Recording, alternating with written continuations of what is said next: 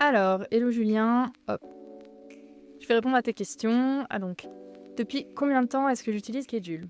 Alors, j'utilise Schedule depuis bientôt 2 ans, pour moi et pour les clients que j'accompagne, sur la stratégie marketing digital ou en ghostwriting.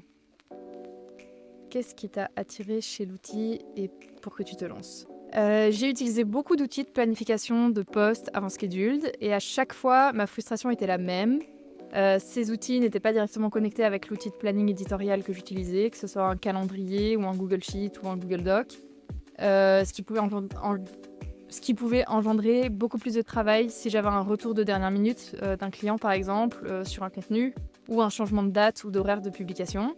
C'est-à-dire qu'il faut à la fois modifier dans ton calendrier éditorial et faire la modification sur ton outil de planification, donc double travail. Déjà pour moi, Notion, ça a été une grande et première révolution dans ma gestion de planning éditorial, parce qu'en fait, ça vient fusionner à la fois le Google Sheet ou le Trello ou Asana sur lequel je faisais le planning et le Google Doc sur lequel je faisais de la rédaction de contenu et je demandais des retours de manière collaborative.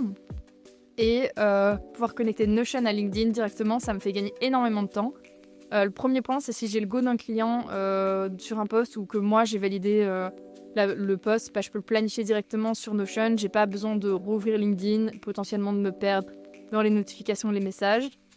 Le deuxième point aussi qui m'a vraiment plu dès le début de l'utilisation, c'est que la mise en page publiée et reste très fidèle à ce que j'ai défini déjà sur Notion, ce qui n'était pas le cas de tous les autres outils, ou quand tu fais des copier-coller de ton outil de planification à LinkedIn, tu peux être un peu déçu sur la mise en page.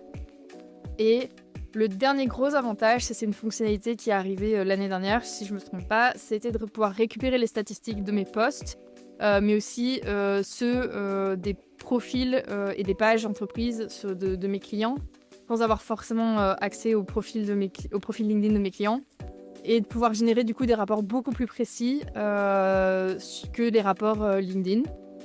Donc ça, c'est vraiment le truc que j'utilise le plus aujourd'hui.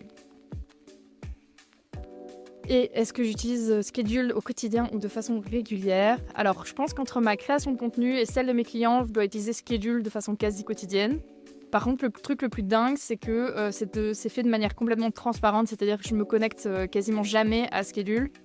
Tout est déjà intégré dans les pages Notion qui sont dédiées à la création de contenu pour moi ou pour mes clients. Donc finalement, j'utilise tous les jours sans m'en rendre compte.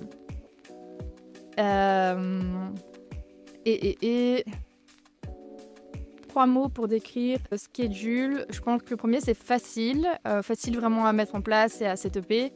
L'efficacité, parce que ça fait gagner énormément de temps. Et le reporting, qui est vraiment le gros plus, parce qu'on a beaucoup... Enfin, c'est des infos qui sont déjà sur LinkedIn, mais la manière dont on les récupère et les structures, elles sont plus facilement manipulables que si on n'était que sur LinkedIn. Donc ouais. Et à qui est-ce que je recommanderais vivement Schedule? Je recommande Schedule à toute personne qui publie du contenu sur LinkedIn et puis bientôt sur Instagram et qui utilise Notion, parce qu'en fait pour moi c'est l'outil. Enfin, il y a pas mieux. Voilà.